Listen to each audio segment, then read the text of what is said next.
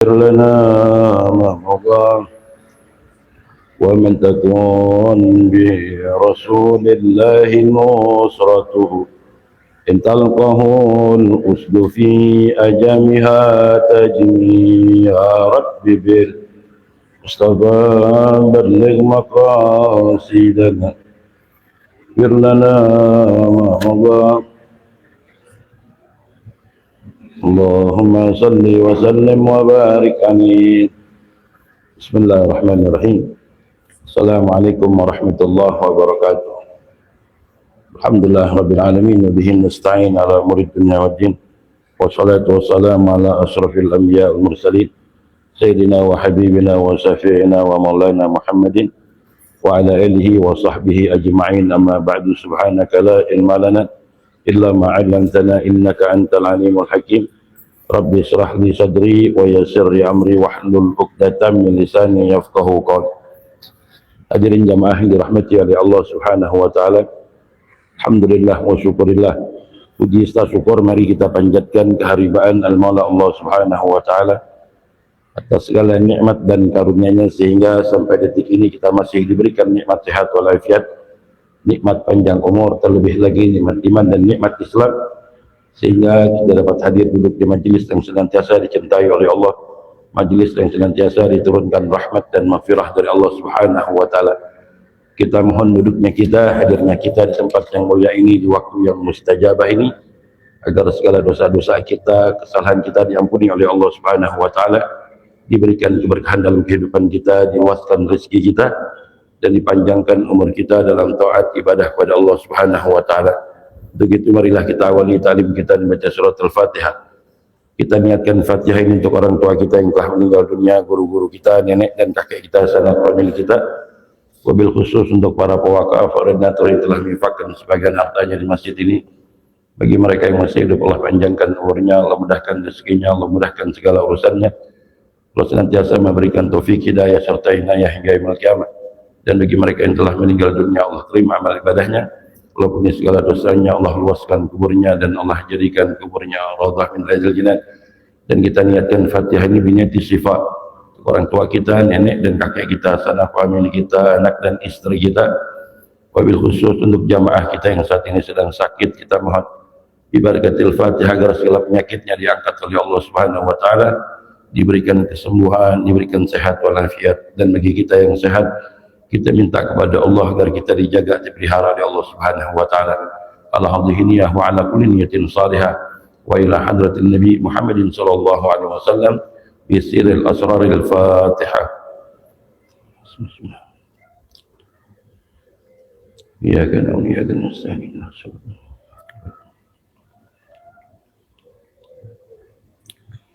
الفاتح مصطفى رسول الله صلى الله عليه وسلم وعلى اصحابه وشرته واهل بلسان سعيد بن سويسن الفقيه المقدم محمد بن علي وعلى المسؤول وفي عبد الرحمن السقاف بن شهاب المختار سنة عبد الله بن شعب الدروس جعفر بن محمد الدروس ابي عبد الله بن ابو بكر الدروس ابي عبد الله بن ابو بكر عطاس اصولهم وفي ابي عمر عمر عطاس رضي سنة سعد بن عبد الله البارو سنة فخر الوجود بكر بن سالم سنة ابي محمد الولي الاحد اصولهم وفرهم ثم خصوصا مؤلف هذا الكتاب الحبي عبد الله بن الحجر أصولهم وفرهم كل على ذنب الفرد ولتريم له وصاحب الإناد أن الله يغفر لهم ويرحم درجاتهم في الجنة ويعيد علينا من بركات أسرارهم وأنوارهم وعلومهم ونفاتهم في الدين والدنيا والآخرة أن الله يفتح عليه وعلينا العارفين حكم في الدين وجعلنا من عبادك الصالحين وجعلنا من عبادك المتقين وجعلنا من عبادك المخلصين بجاه سيدنا رسول الله صلى الله عليه وسلم ببركة هذا المجلس الهضهنية وعلى كل نية صالحة وإلى حضرة النبي محمد صلى الله عليه وسلم. الفاتحة. بسم الله. يا الله يا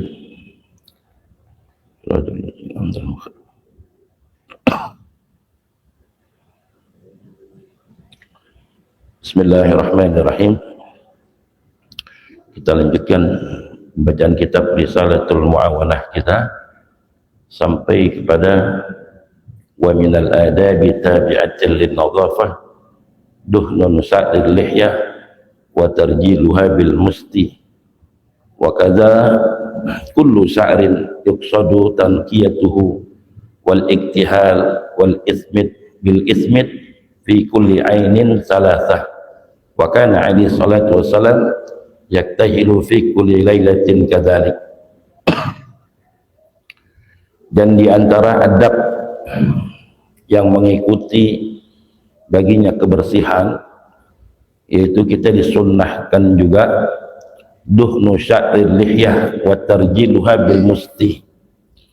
Itu kita memakai minyak wangi, ya, memakai minyak itu untuk bulu jenggot kita, ya. Jadi sya'ril lihyah, ya, bulu jenggot kita ini juga dianjurkan oleh Nabi, ya, untuk kita minyakin, ya, rambut, ya, jenggot kita.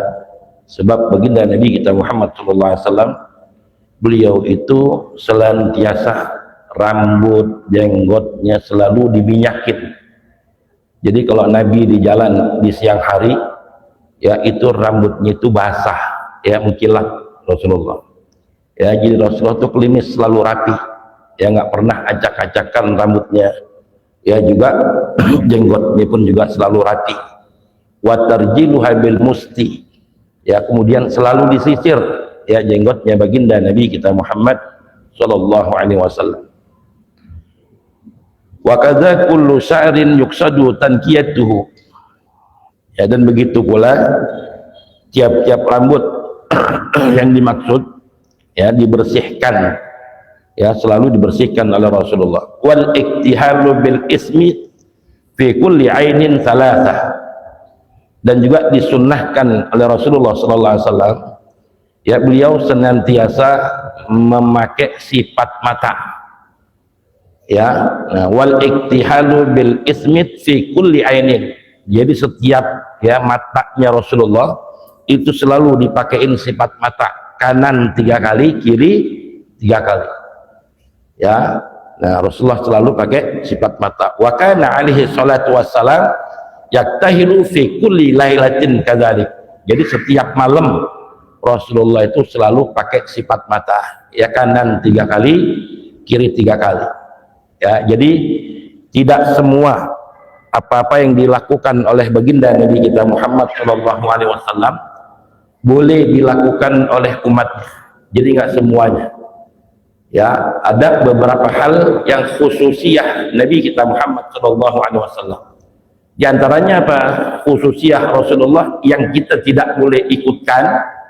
Di antaranya Rasulullah pernah puasa wisal, ya, artinya menyambung puasa, ya. Rasulullah pernah puasa mulai start dari subuh, maghrib beliau tidak buka, beliau tetap puasa, terus sampai subuh lagi beliau nggak nyaur dan nggak buka, sampai ketemu maghrib lagi beliau nggak buka juga, terus nyambung, terkadang 2 hari, terkadang 3 hari. Ini namanya puasa wisal, ya. Ini khususiyah baginda Nabi kita Muhammad sallallahu alaihi wasallam. Kita umatnya diperbolehkan tidak? Ya. Nah, ketika Rasulullah melakukan puasa wisal, ada beberapa umatnya, beberapa sahabat kita itu karena melihat Rasulullah puasa wisal, ada sahabat yang mengikuti Rasulullah, mereka puasa begitu juga, ya. Sehingga ketika ditegur, ditanya oleh Nabi, wahai sahabatku, engkau melaksanakan puasa apa? Aku melaksanakan puasa yang aku lihat, ya, kepadamu ya Muhammad, aku pun ikut puasa wisal sepertimu. Apa kata Nabi? Ya, wahai sahabatku, hendaknya engkau batalkan puasa kamu, ya. Kamu itu beda dengan aku, kata Rasulullah, ya. Kalau aku nggak buka, aku puasa terus nyambung, aku nggak buka-buka di dalam puasa, lantaran setiap malam Allah memberikan makan kepadaku, kata Nabi, ya. Jadi beda, jadi bukan Allah memberikan nasi dan lain sebagainya, ya. Rasulullah itu diberikan nikmat dan karunia, sekalipun beliau puasa, tapi beliau merasakan, ya, kenyang dan gak haus. Nah, kalau itu engkau ikutin aku, kata Rasulullah, engkau bisa binasa, engkau bisa celaka, kata Rasulullah, bahkan engkau bisa mati, Ya, nah, sebab ini khususiyah Nabi kita Muhammad sallallahu alaihi wasallam. Makanya kan dalam Quran Allah katakan, "Qul innama ana basarun mislukum yuha." Katakan ya Muhammad, engkau itu manusia. Ya, sama seperti mereka. Perbedaannya apa? Yuha. Nabi kita Muhammad itu sama-sama manusia. Rasulullah pun juga merasakan sakit, Rasulullah merasakan lapar, Rasulullah pun juga merasakan sedih, susah, senang, sama seperti kita. Ya, bedanya dengan kita apa? Yuha. Rasulullah diberikan wahyu oleh Allah Subhanahu wa taala. Ini Allah yang katakan langsung perbedaan kita dengan Nabi Muhammad. Kemudian dalam hadis Rasulullah mengatakan ana basarun lakal basar. Ya, Rasulullah pun juga mengatakan, saya ini sama manusia, tapi nggak sama dengan kalian. Ya, nah diantaranya apa? Rasulullah diberikan kuwatus sama, kekuatan untuk mendengar. Beda dengan kita, sama punya kuping dengan kita sama Rasulullah, tapi Rasulullah punya kekuatan untuk mendengar. Rasulullah bisa mendengar orang yang sedang diazab dalam kubur. Ya, ketika Nabi masuk di kebun korma di Madinah, Rasulullah mendengar ada 2 jenazah yang sampai saat itu diazab oleh Allah Subhanahu wa taala. Apa kata Nabi? Wahai sahabatku, apakah engkau dengar suara 2 jenazah yang lagi diazab di bawah pohon korma ini? Tidak ya Rasulullah. Ada 2 jenazah sampai hari ini diazab oleh Allah. Itu Nabi dengar tuh. Ya, kuwatus sama.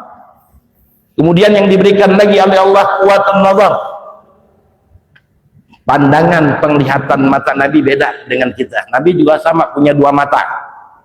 Ya, tapi Nabi ya bisa melihat. Nabi kalau jalan di malam hari sama seperti Nabi jalan di siang hari, terang. Ya, semuanya kelihatan, hatta gelap kayak bagaimana. Nggak perlu pakai senter. Ya, bahkan kalau Nabi melihat ke belakang, ya itu pun nggak sama. Kalau kita kan pakai nengok, ya Nabi nggak pakai nengok, tahu orang yang ada di belakang Rasulullah Shallallahu Alaihi Wasallam. Ini kelebihannya. Kemudian Nabi diberikan oleh Allah Subhanahu Wa Taala kuwatus saut, suara. Ya, Nabi setiap malam waktu tinggal di Mekah, masih di Mekah, Rasulullah selalu membaca Al-Quran di hadapan Ka'bah. Beliau selalu tadarus setiap malam. Itu sampai Ummu Hani, ya salah satu sahabat Rasulullah yang jaraknya dari Masjidil Haram, dari Ka'bah ke rumah Ummu Hani itu sekira 2 kilo, ukuran 2 kilo.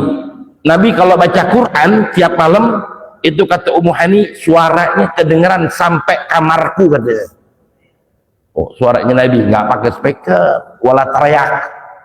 Ya, Nabi ngaji biasa tadarus, tapi suaranya sampai masuk ke kamar Ummu Hani. Ya, yang jaraknya 2 meter, 22 kilometer dari Ka'bah Baitullah. Ya, nah ini perbedaan Nabi dengan kita.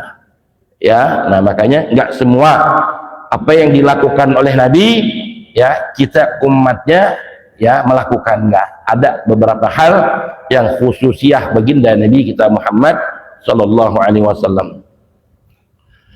Kemudian wasti'malu tib wal iksaru minhu fa innahu yastur rawahiha al-kariha at-satir ya an-nasirati minal insani wa ghairihi.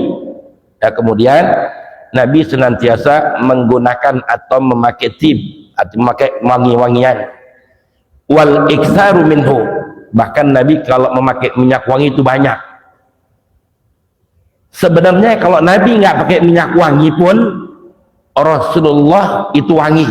Hatta keringatnya Rasulullah itu menghasilkan wangi, yang wanginya ini ya tidak bisa dikalahkan sekalipun minyak wangi yang paling wangi.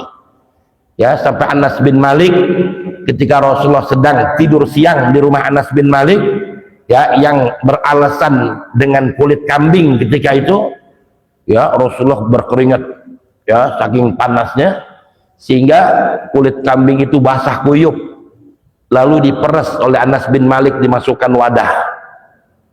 Ya, dan keringatnya Rasulullah ini diambil, dibagiin kepada sahabat-sahabat untuk dijadikan minyak wangi. Sampai Anas bin Malik mengatakan, aku tidak pernah mencium harum minyak wangi yang paling harum di dunia yang bisa mengalahkan bau keringatnya, harum keringatnya Nabi Muhammad SAW. Jadi Nabi sekalipun nggak pakai minyak wangi sudah wangi.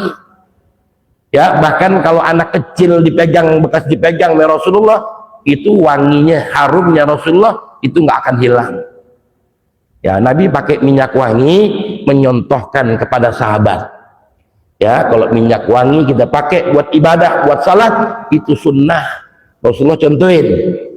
Ya, nah bukan berarti Rasulullah ya nggak apa-apa. Ya, tapi Rasulullah udah wangi, udah harum, tapi Rasulullah pakai minyak wangi untuk memberikan contoh kepada sahabat. Kalau kita ingin ibadah, itu sunnah memakai minyak wangi, sehingga bau-bau yang gak enak ya di saat kita sholat, ya bau keringat kita dan lain sebagainya tidak mengganggu sebelah kita. Ya, itu kata Nabi seperti itu. Nah, makanya Nabi anjurkan sekali ya memakai wangi-wangian, sebab Rasulullah ya suka dengan wangi-wangian. Ya, wa yata'akkadu inda huduril Jum'at. Nah, bahkan ditekankan sekali ya Rasulullah ya ketika kita pengen hadir untuk sholat Jumat. Ya, nah, ini kita dianjurkan sekali oleh Nabi itu pakai minyak wangi. Ya, ini kalau ya emang minyak wangi penting kalau kita ibadah. Ya, dulu ketika ada masih di Hadramaut itu masjid yang ada di kota Tarim itu masjid, kalau kita keluar itu pasar yang dagang orang Badui, semuanya orang Badui. Itu mereka kalau habis dagang sholat Jumat nggak pakai mandi lagi deh, dekil, bau dan lain sebagainya. Ya, ini Badui ini dia nggak dagang aja keringatnya nggak enak, apalagi dia dagang berkeringat. Ya, no, ini baunya luar biasa. Ya, nah makanya ya orang-orang ya terutama ya orang-orang ya Badui Arab Badui, nah itu seperti itu.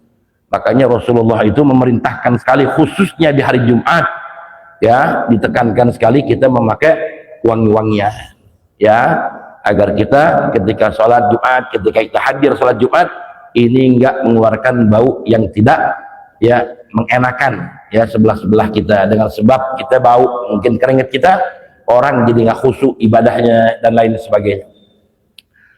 Ya, wasairu jumu'il Islam ya, dan juga seluruh ya kumpulan Islam. Waqad kana Rasulullah sallallahu alaihi wasallam yuhibbu wa yuksiru minhu wa rubbama ruya biri kitib ala mafraqi ra'si wa dzalika liyustanna bih. Ya, dan sungguh ya baginda Nabi kita Muhammad sallallahu alaihi wasallam yuhibbuhu ya menyukai ya minyak wangi, wa yuksir minhu, dan beliau kalau memakai minyak wangi itu banyak-banyak ya, memperbanyak memakai minyak wangi.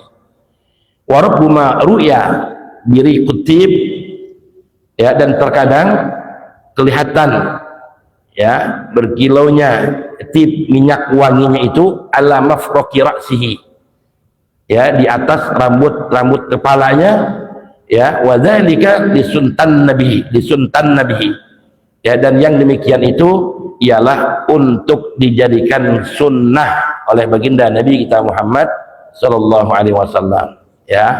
Nah, khususnya di hari Jumat ya kita harus benar-benar ya rapi. Makanya ketika Jumat ya, khususnya hari Jumat, usahakan kita mandi. Ini disunnahkan oleh Nabi ya. Pertama disunnahkan kita mandi ya, kemudian memakai pakaian yang putih. Kalau bisa, kalau di hari Jumat itu disunnahkan pakai pakaian yang putih. Beda dengan Idul Fitri, Idul Adha. Kalau Idul Fitri, Idul Adha sunnah kita pakai pakaian yang berwarna, kemudian memakai wangi-wangian. Nah, kemudian wabtakar kata Rasulullah, kemudian bersegera di awal-awal waktu kalau Jumat kita datang ya. Nah, kecuali kita orang kerja deh ya, orang kerja kita maklumin ya. Nah, kalau orang kerja, nah paling tidak orang yang kerja pun juga kalau bisa sebelum berangkat kerja dia mandi ya, untuk niat sunnah mandi Jumat. Ya, kita umpama berangkat jam 7 ke kantor, setengah 7 kan ya udah waktu isyraq udah ada. Ya, nah itu udah masuk, kita diperbolehkan untuk mandi Jumat ketika matahari sudah terbit. Nah, kita niat langsung ya mandi ke kantor sekaligus niat mandi sunnah Jumat. Jadi ketika kita sholat di kantor ya paling tidak kita tinggal uduk ya udah dapat sunnah Jumatnya, mandinya. Makanya afdol mana orang yang sholat Jumat datangnya di awal tapi dia nggak mandi, dibanding orang yang datangnya 5 menit lagi mau azan, dia datang hampir mau azan dia baru datang tapi dia mandi.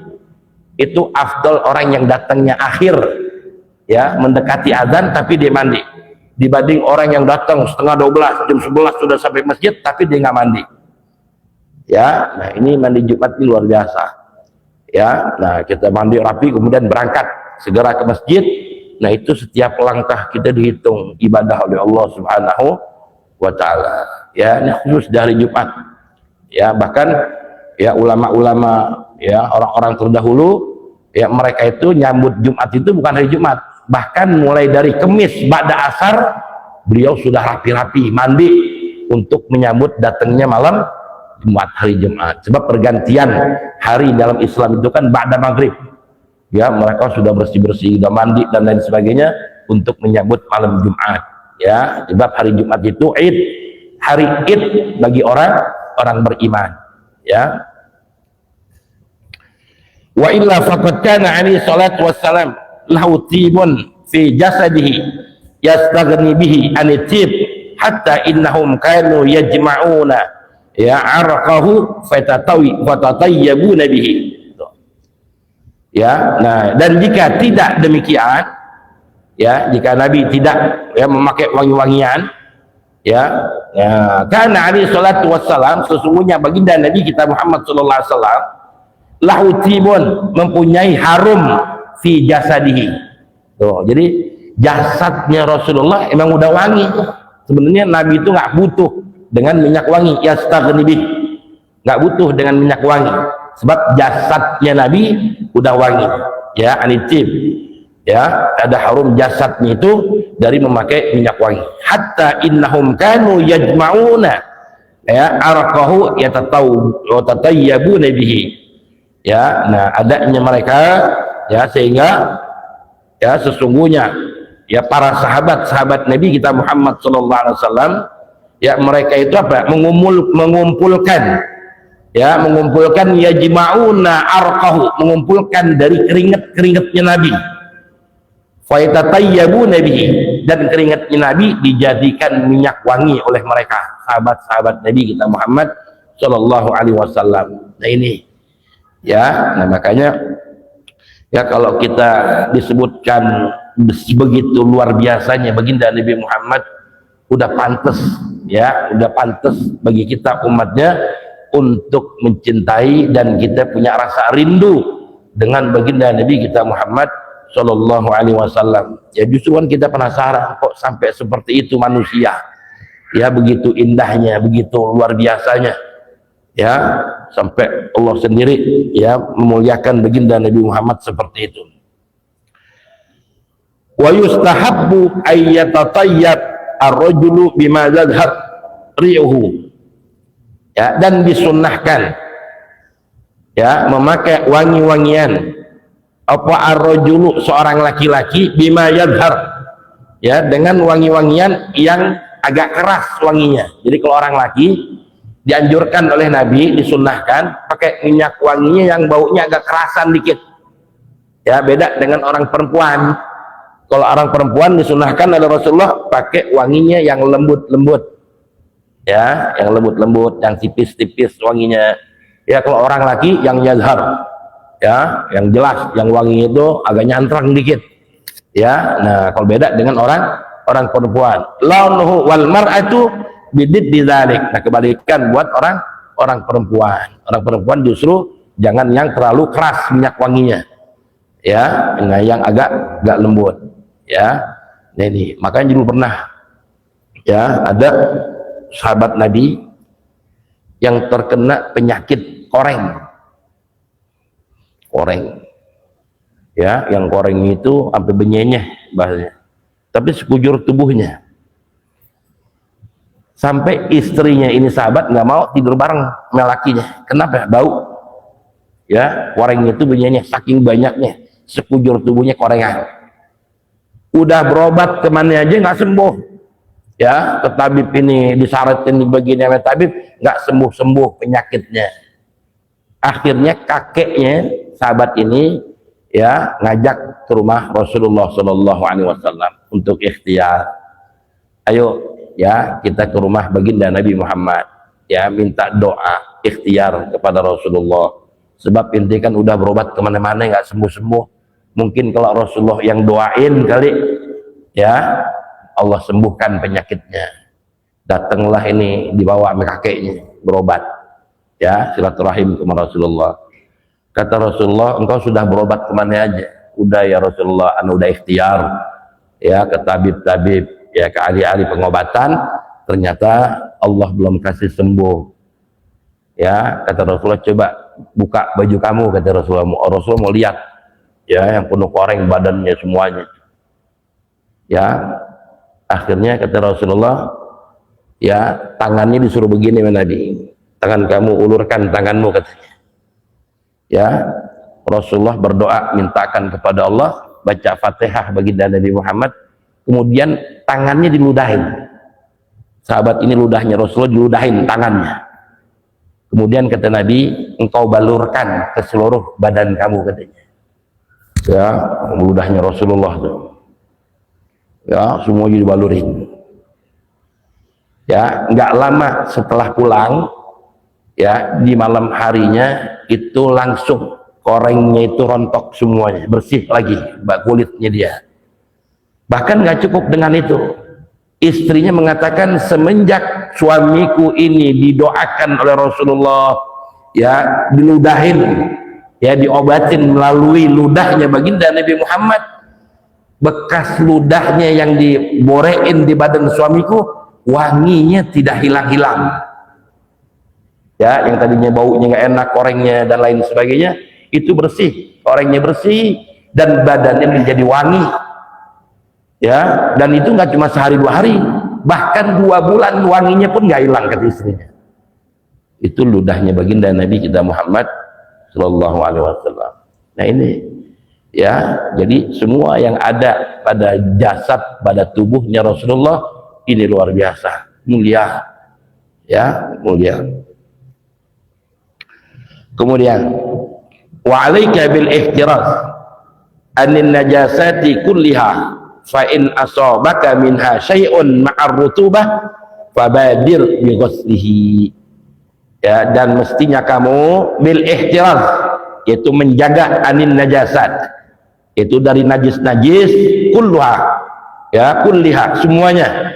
Fa in asabaka minha syai'un, maka jika ya kena kepada kamu dari najis ya, najasat ya, dari najis sesuatu ma'ar rutubah beserta dalam keadaan basah, fabadir bughuslihi, maka segeralah ya kita ya mencucinya ya. Jadi kalau kita terkena najis sesuatu yang najisnya itu disertai dengan keadaan basah ya, nah ini segera kita cuci ya. Idza asabatka janabatun fabadir bil ikhtisali fil hal fa innal junuba matrudun an hadratillahi walidzalika hurrima alaihi al-lubsu fil masjid wa tilawatul Qur'an. Dan apabila ya kamu itu dalam keadaan junub ya, fabadir, maka diperintahkan untuk segera kita mandi hadas junub kita ya, fil hal, saat itu juga. Fa innal junuba, maka sesungguhnya orang yang dalam keadaan junub itu matrudun an hadratillah, terusir dari hadirat Allah Subhanahu wa taala. Walidzalika hurrima alaihi, dan begitu juga diharamkan atas orang yang junub untuk al-lubus. Lubus itu bermakna al-mukus, berdiam diri di masjid, wa tilawatil Quran, dan diharamkan untuk baca Al-Quran. Ya, nah jadi ya dalam riwayat yang lain tadi mengatakan ya orang kalau di dalam rumahnya ada anggota rumahnya yang dalam keadaan junub, itu malaikat yang ada di rumah kita keluar tuh. Ya, pada kabur, artinya pada menjauh daripada kita. Ya, sama seperti ini dikatakan ya, fa innal junuba matrudun an hadratillah. Ya, orang yang junub itu ya dia akan terusir dari kehadiratnya Allah Subhanahu wa taala. Makanya kata ulama-ulama tasawuf, orang yang kalau dalam keadaan junub disegerakan untuk mandi.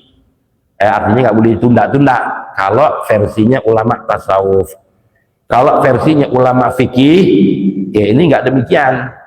Ya, kita nggak disegerakan, nggak harus segera untuk mandi, nggak. Ya, nggak fauran. Ya, nggak fauran. Kita misalnya junub berhubungan, ya taruh dah jam 2 malam, ya dalam keadaan junub kita bisa berhubungan. Ya, kalau ulama-ulama fikih ini nggak diharuskan untuk langsung mandi, boleh kita tunda nanti menjelang ingin sholat subuh. Dingin mandi sekarang, ntar aja dah kalau mau sholat subuh baru mandi, masih boleh kalau ulama fikih. Ya, tapi ulama-ulama tasawuf mengatakan sebaiknya disegerakan. Ya, seketika itu kita junub langsung mandi. Ya, kenapa? Supaya kita tadi ya nggak dijauhkan daripada Allah Subhanahu wa taala, bahkan malaikat-malaikat nggak menjauh daripada kita. Ya, nah itu intinya seperti itu. Nah, kalau sudah dalam keadaan junub, ya maka diharamkan bagi kita al-mukus atau al-lubus. Ya, kita berdiam diri di masjid. Ya, jadi orang yang junub, orang yang haid, ini nggak boleh al-lubsu atau al-muksu fil masjid. Ya, tidak diperbolehkan. Ya, kemudian juga diharamkan juga bagi orang yang junub wa tilawatul Quran, ya membaca Al-Quran. Ya, jadi orang yang haid, orang yang junub ini haram untuk membaca Al-Quran. Kalau qasadnya itu baca Quran, ya, tapi kalau qasadnya itu zikir, ini boleh. Ya, kalau qasadnya zikir itu boleh. Ya, mulai sedikit lagi. Ya, warada annal malaikata la tadkhulul baita fihi al-junub. Ya, ada riwayat sesungguhnya malaikat-malaikat la tadkhulul bait, tidak akan masuk ya ke rumah ya fihil junub, yang di dalamnya ada anggota keluarganya yang junub. Jadi ya orang yang junub di rumah kita ini dapat menghalangi malaikat masuk ke dalam rumah kita. Ya, la tadkhulul baita fihil junub. Wa idza dhahabatil malaikah, dan apabila pergi malaikat meninggalkan rumah kita, ja'atis sayatin, maka yang datang adalah setan. Ya, ja'atis sayatin min kulli nahiyah, ya dari setiap arah setan yang akan masuk ke rumah kita. Ya, nah itu alasannya ulama-ulama tasawuf itu kita disegerakan mandi, nah supaya nggak menghalangi malaikat masuk ke dalam rumah kita. Ya, nah, jadi kalau kita menunda-nunda, kata orang-orang tasawuf, ya kita junub cuma kita nggak segera mandi, nah ini malaikat yang tadinya masuk rumah kita nggak jadi. Ya, yang masuk akhirnya adalah setan. Ya, ja'atis sayatin min kulli nahiyah, dari segala penjuru setan itu akan masuk ke dalam rumah kita. Wahdar an ta'kula wa tanama wa anta junubun fata'arrada bidzalik bi afatil ajidah. Ya, dan waspadalah, ya kata beliau, an ta'kula, ya kamu makan, wa tanama kamu tidur, wa anta junub, dan kamu dalam keadaan junub katanya. Ya, fata'arrada bidzalik, maka kamu akan ya menghadapi dengan demikian itu li afatin, yaitu kepada bahaya-bahaya, ya adidah, ya bahaya-bahaya yang banyak yang akan datang kepada kita.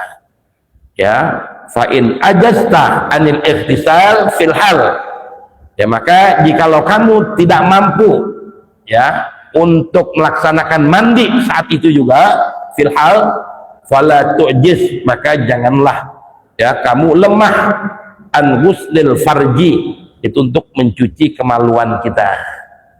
Ya, wal wudu, kemudian wudu. Nah, paling enggak itu. Jadi kalau kita habis berhubungan, habis junub, ya jangan langsung tidur lagi. Ya, paling tidak kalau kita mau mandi segera mandi. Kalau kita nggak mau mandi karena dingin dan lain sebagainya, paling tidak ya kita cuci kemaluan kita, ya basuh, ya kemudian ya kita uduk, baru kita makan minum itu boleh, nggak makruh. Jadi kalau kita belum cuci kemaluan kita atau kita belum uduk, kemudian habis berhubungan kita makan minum, ini makruh hukumnya. Ya, untuk menghilangkan kemakruhan, nah kita cuci dulu ya kemaluan kita atau kita uduk, ya baru kita makan minum atau kita tidur lagi, ini boleh. Nanti menjelang subuh baru kita mandi, ya itu boleh. Wallahu a'lam bishawab. Ada yang mau tanyain, silakan.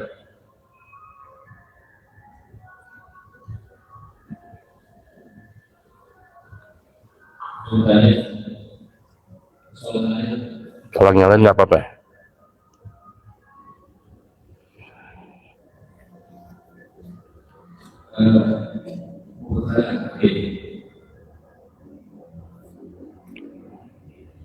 Dalam keadaan orang-orang yang membenci para baik,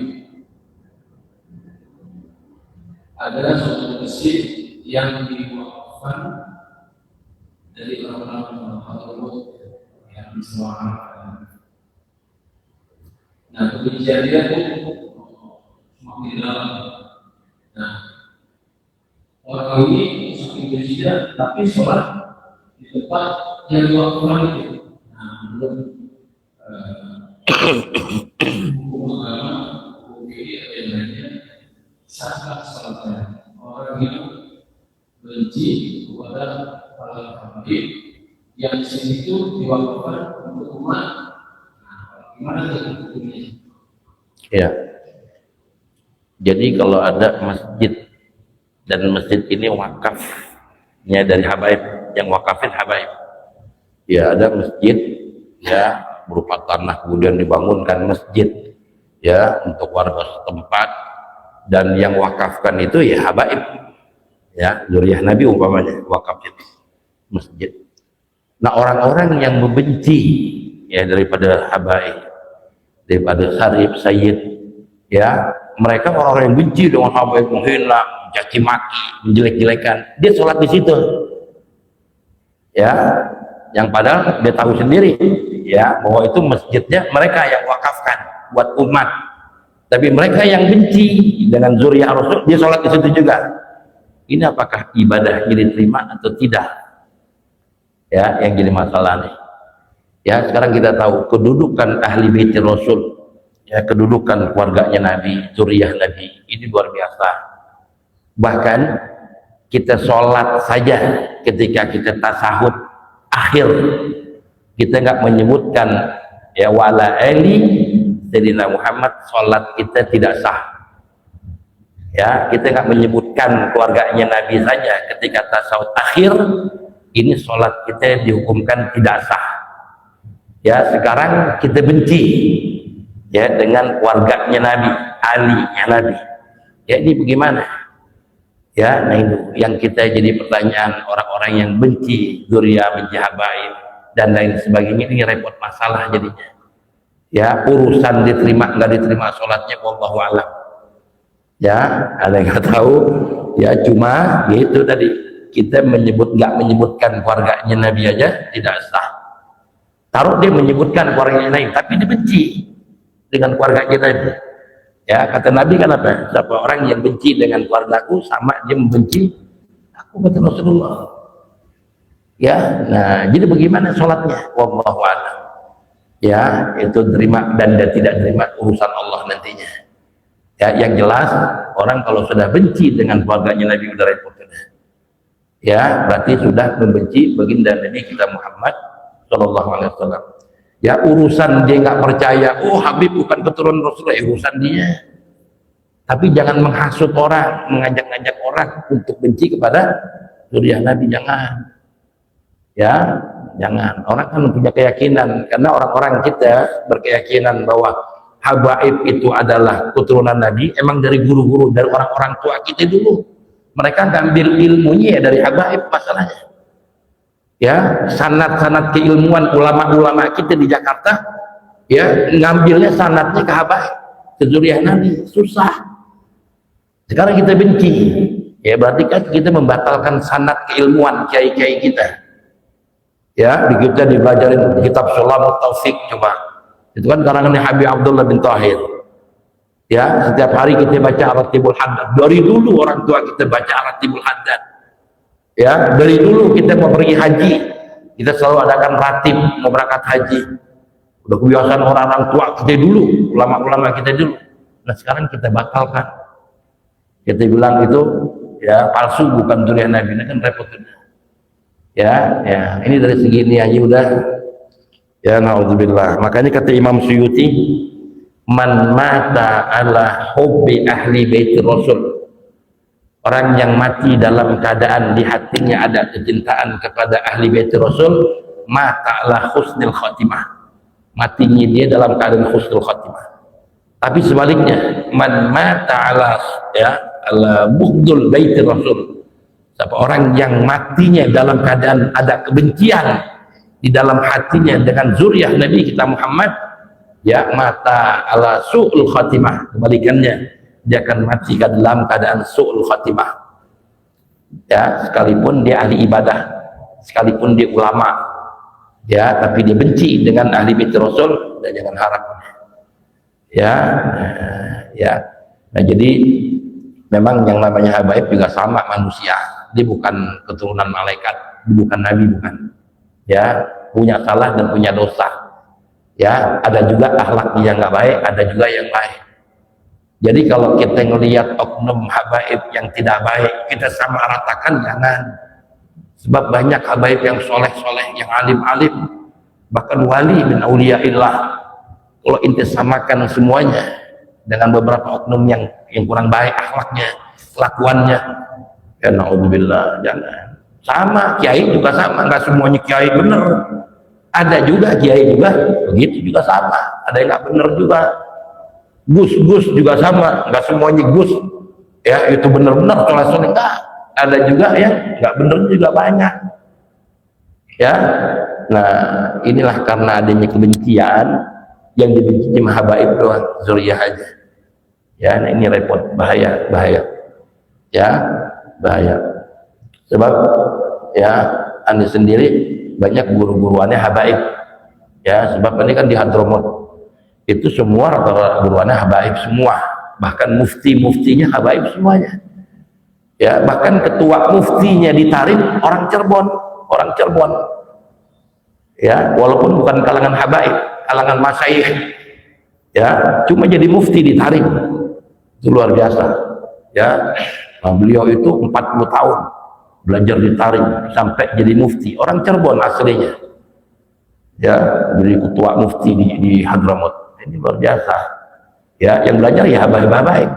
Dan mufti itu juga belajarnya gurunya dulu habaib juga sama. Susah. Jadi sanadnya ulama-ulama kita semuanya di Jawa nyambungnya pasti ke habaib. Nggak ada yang nyambungnya ke syekh-syekh sekalipun.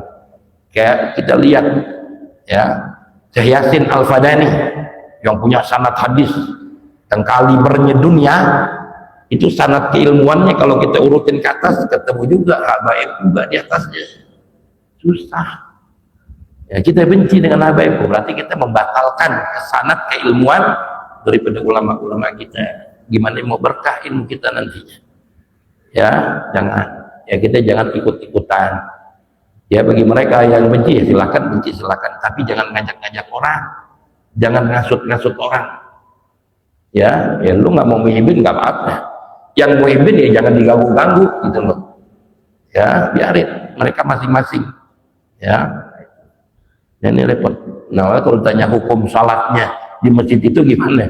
Ya sebenarnya kan masalah salat, ya taruh dah ada orang yang durhaka sama orang tuanya, nggak ngakuin orang tuanya, ya kan, di ibadahnya sholat diterima nggak ibadahnya?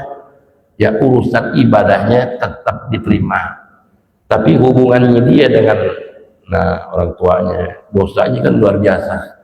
ya kita bencinya dengan habaibnya, dosanya luar biasa. Nah urusan masalahnya ya diterima nggak diterima urusan Allah nanti salatnya, ya segala amal ibadahnya urusan Allah. Ya, nah, jadi orang kalau hatinya penuh dengan hasud, ya penuh dengan ya ujub, ya sombong, merasa dirinya paling benar, ya yang lainnya salah, ya udah repot udah, ya udah repot. Ya makanya hati-hati, ya ini hadza zaman ukisat ahwalu sarafihil wajhu alal ghufar, kata Ahmad Haddad. Ini zaman udah zaman fitnah, udah zaman udah jungkir balik, orang udah nggak takut lagi berbuat dosa dan maksiat. Hatta cucunya Rasulullah, zuriyahnya Rasulullah, dia berani kata-katain binatang. Allah wala quwwata illa billah. Ya hati-hati, ya kita jangan ikut-ikutan, ya kita jangan ikut-ikutan.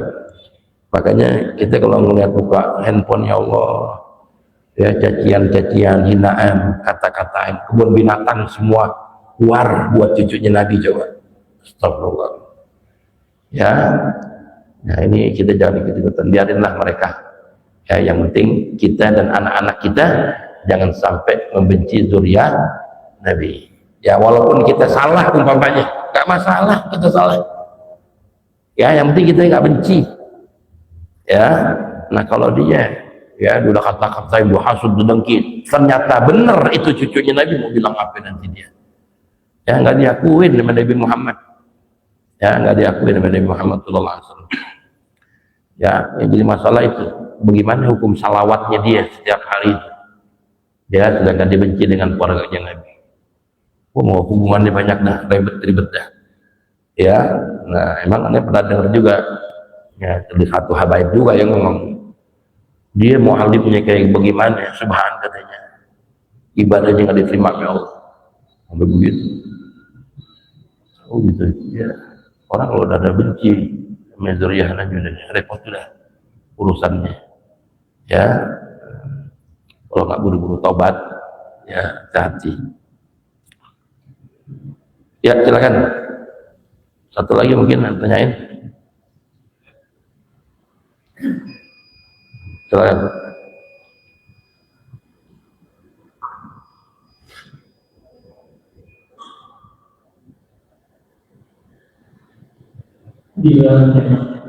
Ya. Assalamualaikum warahmatullahi wabarakatuh. Assalamualaikum. Ada seseorang yang mengaji keadaannya di waktu maghrib itu di sholat saya tersinggung, lampunya bisa gelap, dia tak mau menyuguhi lampu. Tapi kalau masuk sini itu gelap, ada hubungan dengan meninggalkan lampu. Kalau dia sudah gelap gitu. Ya, jadi ada satu tempat makanya ya, di musala itu tuh selalu gelap mulu, ya azan gelap gitu. Ya, ya. Jadi kalau urusan-urusan seperti itu kita datang ke musala, azan kok dalam keadaan gelap-gelapan, ya. Kita harus tabayun, tanya dulu nih urusannya apa kok musola digelap-gelapin begini, ya kita harus tanya dulu alasannya apa, ya mungkin nggak ada yang mau bayarin listrik kali. Dia takut listriknya kali, ya nggak ada bayarin listrik, ya nah kita harus tanya dulu gitu yang jelas, ya jangan kita ngatain wah musola sesat nih, jangan. Nggak juga, ya mungkin karena ya tadi ya nggak ada yang takut bayar listrik dan lain sebagainya, kita kan nggak tahu ya hal-hal seperti itu. Nah makanya harus tabayun dulu, kita harus cari kejelasannya, ya. Nah ada juga orang yang ya ketika zikir mati lampu, kan ada juga tuh kayak toriko kan ketika zikir la ilaha illallah lampunya dimatiin, ya alasannya dia biar lebih khusyuk.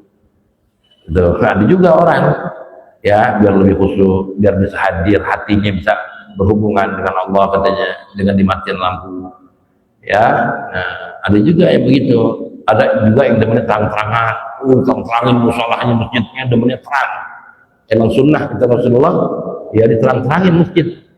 Ya, musola-musola itu kalau emang waktu malam sunnah untuk kita nerang-terangin lampu-lampunya. Ya, itu merupakan ya syiar juga, terangin masjid. Ya, nah jangan digelap-gelapin masjid, sayang lampunya. Ya, jangan takut orang masjid punya umat. Ya, masjid ada yang bayarin. Ya, ada kotak amalnya, ada kasnya. Ya, jangan khawatir. Ya, pasti ada gantinya. Ya, rumahnya Allah tuh jangan khawatir. Ya, nah ini enggak listrik dimatiin. Ya, nah ini kita nggak boleh suuzon juga, kita harus tanya ya lebih jelasnya kenapa dimatiin. Ya, kalau emang takut berisik anda tambahin ya tiap bulan cepet gitu. Ya, ya itu mungkin ya wallahu a'lam. Ya mungkin kita harus tanya dulu, ya kita nggak boleh mencat oh mana musola sesat nih, jangan juga. Ya, ada juga memang beberapa tempat ya yang kalau zikir juga mati lampu. Ada juga beberapa tempat anti speaker, ya kan, banyak macam-macam. Ya, daerah ini masih banyak tuh yang anti speaker. Ya, jadi kalau bawa speaker, maulid aja nggak pakai speaker dia. Ya, nggak repot. Jadi kalau jumatan nggak pakai speaker, maulid nggak pakai speaker, kiainya ceramah yang ngobrol-ngobrol, nggak ada suaranya.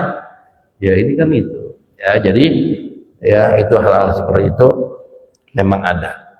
Ya. Wallahu a'lam bishawab. Al-Fatihah. Iya kita iya kita. Salatul ladzina anzalna. Wa fana karim arhamar rahimin bihaqqil Fatihah bi sirril Fatihah bi karamatil Fatihah. Ikhtalana bab an-ni'mah wa bab al-barakah wa bab as-sihah wa bab as-salamah wa bab at-tawfiq wal hidayah. Allahumma rizqna fahman nabiyyin وحفظ المرسلين محمد الملائكة المقربين اللهم افتح عليه وعلينا افتح العارفين ويفكر في الدين واجعلنا وأولادنا وذرياتنا وتلامذنا إيمانا بك وتصديقا بكتابك وسنة نبيك محمد صلى الله عليه وسلم دعواهم فيها سبحانك اللهم تحية فيها سلام وآخر دعواهم الحمد لله رب العالمين.